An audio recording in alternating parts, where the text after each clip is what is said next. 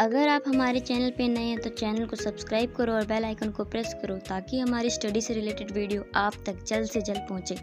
Hello दोस्तों, आप सभी को मेरा नमस्कार। मैं प्रियंका यादव और आपको पता है जैसे कि हम साइंस की सीरीज शुरू किए हैं।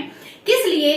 साइंस की तो वैसे क्वेश्चन हर जगह ही आते हैं। वैसे अभी ग्रुप डी का पेपर आने वाला है, रेलवे ग्रुप डी, ठीक है। तो उसकी अब ये मेरी क्लास है आज। किसको? कल मैं पढ़ा रही थी 5 किंगडम क्लासिफिकेशन को, उसी की वीडियो आगे कंटिन्यू किया था। उसमें मोनेरा के अंदर हमने पढ़ा था बैक्टीरिया का कल हमने पढ़ा था कि किस किस तरह के बैक्टीरिया होते हैं ना। अब आज आगे क्या पढ़ेंगे कि न्यूट्रिशन इन बैक्टीरिया अपना भोजन कैसे बनाते हैं, कैसे उनमें पोषण होता है, वो सब कुछ आज देखेंगे। तो देखते हैं। देखो, न्यूट्रिशन इन बैक्टीरिया, जीवाणुओं में पोषण। देखो, कुछ बैक्टीरिया कैसे होते हैं? स्वपोषी होते हैं। स्वपोषी मतलब जो अपना खाना स्वयं बनाए, मतलब अपने भोजन का निर्माण स्वयं करते हैं, वो कौन होते हैं? स्वपोषी, ठीक है। उसमें कौन कौन आता है? देखो, फोटोसिंथेटिक, हम सबको पता है फोटोसिंथेटिक क्या होता है। जो पेड़ पौधे अपना भोजन बनाते हैं उसी प्रकार से बैक्टीरिया भी अपना भोजन स्वयं बनाते हैं। लेकिन प्रकाश संश्लेषी इसमें पर्णहरित की जगह, जैसे पत्तों में होती है ना पर्णहरित की जगह इसमें क्या होता है? जीवाणु हरित होता है। समझ में आ गई? क्या फोटोसिंथेसिस के थ्रू बनाते हैं, बैक्टीरिया भी अपना भोजन बनाते हैं, लेकिन इसमें प्रकाश संश्लेषी की जगह क्या है? इसमें पर्णहरित की जगह जीवाणु पर्णहरित होता है। अब कोई बोलेगा फोटोसिंथेसिस से जो बैक्टीरिया भोजन अपना बनाते हैं उसका एक एग्जांपल दो, तो फटाक से तुम क्या दे दोगे? क्रोमेटिन और रोडोस्पिरिलम। क्या?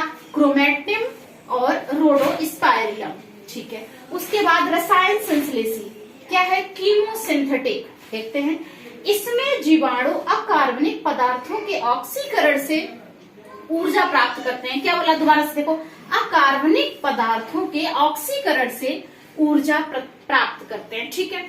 इसका एग्जांपल है नाइट्रोसोमोनास।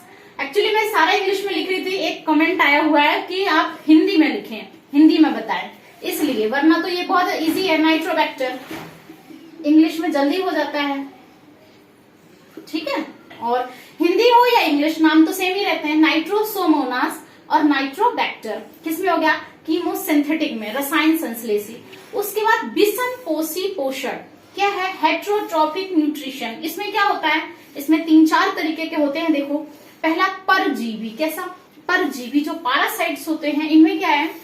ये ऐसे पोषक होते हैं जिसमें एक जीवाणु दूसरे जीव पर आश्रित रहते हैं। समझ आई? एक जीवाणु दूसरे जीव पर आश्रित रहते हैं और रोग कारक होते हैं। इन्हीं से क्या होता है? रोग होता है, बीमारियां होती हैं। इसका एग्जाम्पल क्या है? माइकोबैक्टीरियम। क्या एग्जाम्पल है? माइकोबैक्टीरियम।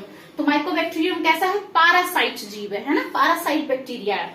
उसके बाद सहजीवी क्या होता है?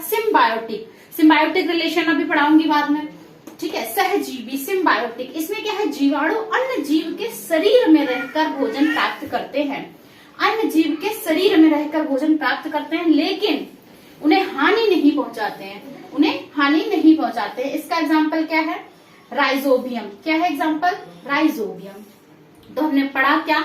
न्यूट्रिशन किसका? बैक्टीरिया का। उसमें स्वपोषी भी होते हैं और विषमपोषी भी होते हैं। स्वपोषी अपना भोजन स्वयं बनाते हैं फोटोसिंथेसिस के थ्रू। इसमें क्या करते हैं? पर्णहरित तो होता है, लेकिन जीवाणुओं का पर्णहरित होता है। एग्जाम्पल रोडोस्पिरिलम तुम दे दोगे।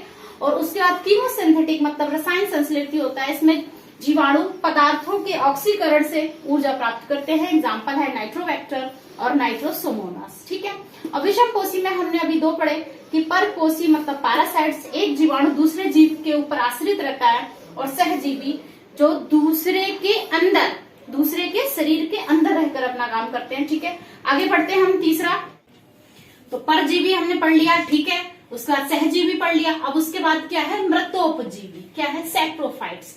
और जैसे नाम से ही पता चल रहा है, मृतोपजीवी मतलब जो जीवाणु मृत अवशेषों से अपना भोजन प्राप्त करते हैं, जो जीवाणु मृत अवशेषों से अपना भोजन प्राप्त करते हैं, उन्हें क्या कहते हैं? सैप्रोफाइट्स मतलब मृतोपजीवी। इसका एक एग्जाम्पल दो। क्या? लैक्टोबैसिलस। एग्जाम्पल क्या है? लैक्टोबैसिलस। उसके बाद ये हमने कर लिया क्या? न्यूट्रिशन। उसके बाद अब क्या कर रहे हैं हम? प्रजनन, इसका रिप्रोडक्शन। बैक्टीरिया में रिप्रोडक्शन कैसे होता है? देखो, बैक्टीरिया में रिप्रोडक्शन क्या होता है, लैंगिक जनन भी होता है और अलैंगिक जनन, मतलब असेक्सुअल और सेक्सुअल रिप्रोडक्शन दोनों प्रकार की होती है किसमें, बैक्टीरिया में।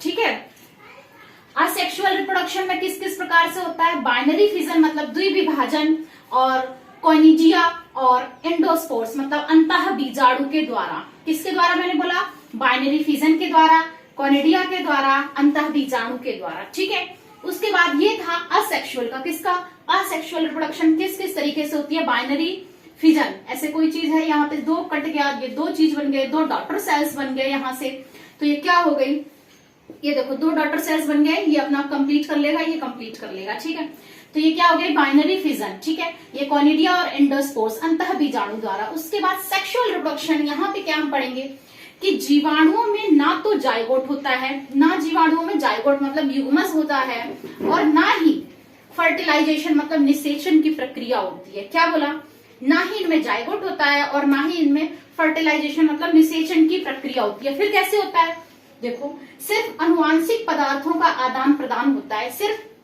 जेनेटिक पदार्थ का, क्या बोला, अनुवांशिक पदार्थों का आदान प्रदान होता है। और इसे क्या कहते हैं, इस प्रक्रिया को क्या कहते हैं जिसमें आदान प्रदान होता है, इसको कहते हैं जेनेटिक रिकॉम्बिनेशन, अनुवांशिक पुनर्योजन। क्या कहते हैं, जेनेटिक रिकॉम्बिनेशन। उसके बाद युग्मज, इसमें कितने तरीके से होता है, क्या है युग्मज, इसका इंग्लिश में कहते हैं कॉन्जुगेशन, ये पता होगा क्या, युग्मज और कॉन्जुगेशन। खोज किसने की, लैंडरबर्ग। क्या, लैंडरबर्ग, कब, 1946 में। इन्होंने क्या कहा, इसमें दो कोशिकाओं का मिलन होता है और डीएनए का स्थानांतरण होता है, डीएनए का मिलन और कोशिकाओं का मिलन और डीएनए का स्थानांतरण होता है। ठीक है, वाहन क्या है, ट्रांसडक्शन, मैंने ट्रांसफॉर्मेशन नहीं बोला, मैंने क्या बोला, ट्रांसडक्शन मतलब जीन वाहन।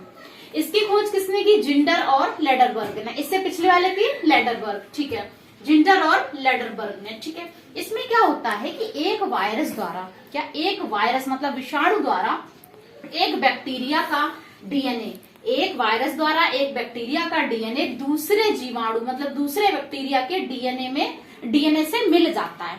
समझ में आई, एक वायरस द्वारा काम कौन कर रहा है, एक वायरस द्वारा बैक्टीरिया का डीएनए दूसरे बैक्टीरिया के डीएनए से मिल जाता है, उसको क्या बोलते हैं, ट्रांसडक्शन बोलते हैं। ठीक है, उसके बाद ट्रांसफॉर्मेशन मतलब रूपांतरण, ट्रांसफॉर्मेशन मतलब रूपांतरण। इसकी खोज किसने की, ग्रिफिथ ने की। ठीक है, जीवाणु, इसमें क्या होता है, जीवाणु बाह्य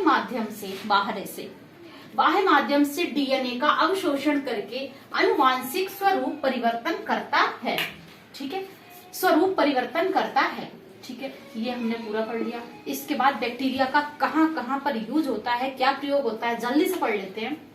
फर्टिलिटी, भूमि, जो भूमि होती है ना उसकी हमारी क्या उर्वरता, फर्टिलिटी में वृद्धि करता है बैक्टीरिया।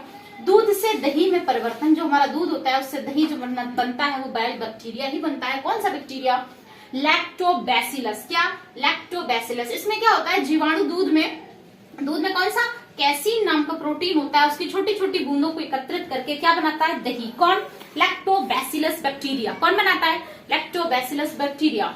उसके बाद सिरका को इंग्लिश में कहते हैं विनेगर। ठीक है, जो सिरका तुम्हारा होता है, अचार वाला सिरका जो अचार में पड़ता है, ठीक है, वो बना। ठीक है, ये क्या है, विनेगर मतलब सिरका जो अचार में पड़ता है। उस सिरके को भी बैक्टीरिया वहां पे काम आता है। ठीक है, क्योंकि पहले तो गन्ने का रस होता है ना, उससे सिरका बनने में उस बैक्टीरिया का बहुत बड़ा रोल होता है। उसके बाद तंबाकू की पत्ती में सुगंध और स्वाद बढ़ाने के लिए क्या बैक्टीरिया का यूज है। उसके बाद चाय की पत्तियों में क्यूरिंग के लिए। ठीक है, उसके बाद प्रतिजैविक औषधियों मतलब एंटीबायोटिक औषधियों के निर्माण में भी बैक्टीरिया का यूज होता है। अब पढ़ते हैं बैक्टीरिया से होने वाले रोग। तो क्या बैक्टीरिया से होने वाले रोग, तो ठीक है, वैसे तो एक बहुत बड़ी लिस्ट है, अभी मैं सोच रही थी कि कैसे इसको याद कराऊं। ठीक है, तो एक हमारा स्टूडेंट है, ये देखो, ये भी बिहार का ही है, सूरज। ये कहता है कि कैसे कैसे यहाँ पे बोलते हैं बिहार में, पढ़ी, क्या होता है, पढ़ी तू। और निमन किसको बोलते हैं, कोई चीज जो अच्छी लगती है। तो क्या मैंने बोला, पढ़ी तू का, पढ़ी तू होता है का, हाँ पढ़ी तू। ट्रिक निमन है किसकी, मेरी। पढ़ी तू का ट्रिक निमन है। याद हो गए तुम्हें, क्या तुम्हें याद हो गए बैक्टीरिया के सारे रोग। पढ़ी, पढ़ी से पा से प्लेग, डी से डिप्थीरिया, क्या पढ़ी तू से तपेदिक, का से काली खांसी, ट्रिक, ट्री से टिटनेस, का से कुष्ठ रोग, बहुत खतरनाक है भाई कुष्ठ रोग, निमन मतलब निमोनिया, हा से हैजा, क्या पढ़ी तू किसी को सजेस्ट कर रहा है, पढ़ी तू का, हाँ ट्रिक निमन है, ठीक है। उसके बाद तुम्हें याद हो गया प्लेग, डिप्थीरिया, तपेदिक, काली खांसी, टिटनेस, कुष्ठ रोग, निमोनिया और हैजा मतलब कॉलरा, ठीक है। इनके लिए टीका आता है, कॉमन टीका जिसको बोलते हैं डीपीटी का टीका। तो DPT for diphtheria, P for pertussis, T for tetanus. Pertussis कुछ और नहीं, काली खांसी को ही कहते हैं, क्या डिप्थीरिया, पर्ट्यूसिस और टेटनस, इसी का होता है डीपीटी का टीका, ठीक है। और इसके बारे में क्या बताना है कि हाँ भाई 2014 में भारत जो है पोलियो मुक्त हो चुका है और चेचक मुक्त भी हो चुका है। 2-3 चीजें हैं जहां से हम मुक्त हो चुके हैं बीमारियों से, ठीक है। तो ये रही बैक्टीरिया की तुम्हारी प्रॉपर पूरी क्लास, ठीक है। अब तुम्हारी जिम्मेदारी है इसको पढ़ो, अपने नोट्स बनाओ, सारा कुछ शॉर्ट में है, 7-8 मिनट की वीडियो में मैंने पूरा कंप्लीट कर दिया है बैक्टीरिया। Okay, thank you.